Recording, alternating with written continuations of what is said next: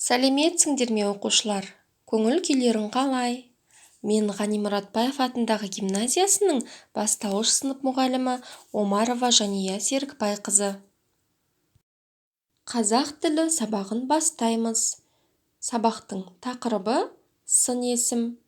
Бүгінгі сабақта сын есім туралы алдыңғы сыныпта алған білімдеріңді пысықтайсыңдар. Ең алдымен балалар, сын есімнің ережесін еске түсірейік.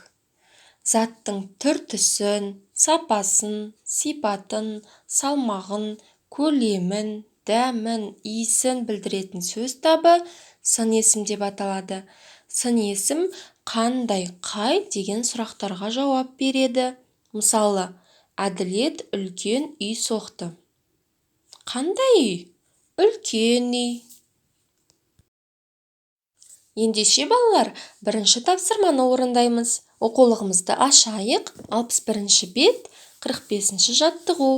Мәтінді түсініп оқимыз балалар. Мен ол ағашты көрмегелі 10 шақты жылдай болыпты. Жаяу баралық. Қасиетті ағаш қой, деді Жамбыл ата. Ағашқа жақындағанда шошып қалды. Біреу балтамен ағашты сарт-сұрт шауып жатыр. Ей, тоқта, сен өзі дені сау адамбысың? Ағашқа неге балта шабасың?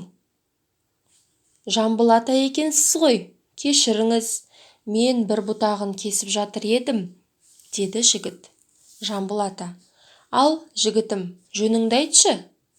Бұл Сүйінбай атаңның еккен ағаш екенін білемісің? Деді. Білемін, жәке. Біз ауылымыз болып, бұл мәуелі ағашты қасиет тұтамыз.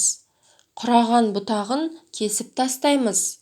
Күн ыстықта осы ағаштың көлеңкесінде демаламыз, деді жігіт. Ал балалар, енді сұрақтарға жауап берейік. Бұл мәтінде кімдер туралы айтылған? Мәтіндегі сын есімдерді тауып, оларға сұрақ қоямыз. Балалар, тапсырманы орындау барысында дескрипторға назар аудар. Сауатты, көркем жазамыз.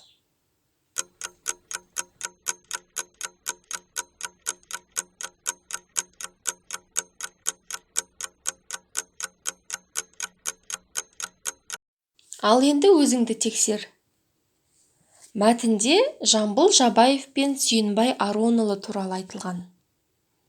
Сын есімдер қасиетті, мәуелі. Дұрыс айтасыңдар балалар. Сендердің де жауаптарың осындай болды деп ойлаймын. Жарайсыңдар. Ал енді балалар, екінші тапсырмаға назар аударайық. 62-ші бет, 46-шы жаттығу. Мәтінді көркем жазып, сын есімдерді тауып, астын сызамыз. Балалар, тапсырманы орындау барысында дескрипторға назар аударамыз. Сауатты, көркем жазамыз.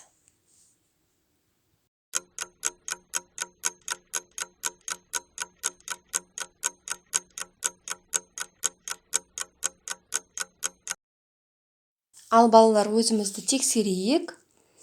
Ең алдымен сұрақ қояйық. Сүйінбай Аронұлы қандай ақын? Ақиық ақын.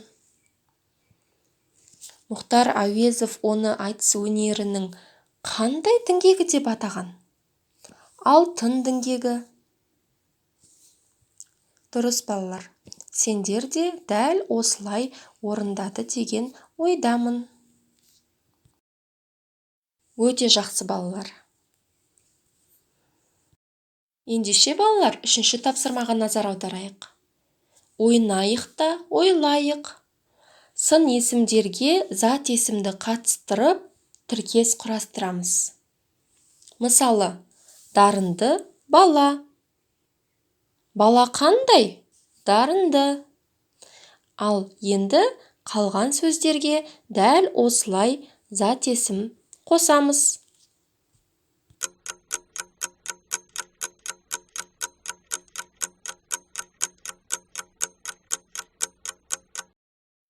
Өзімізді тексерейік балалар. Дарынды бала. үздік орындаушы, алғашқы ұстаз, әсем қала, талапты оқушы, ашық есік, асау ат, кенже бала. Бәрекелді балалар. Балалар, оқу тапсырмасы.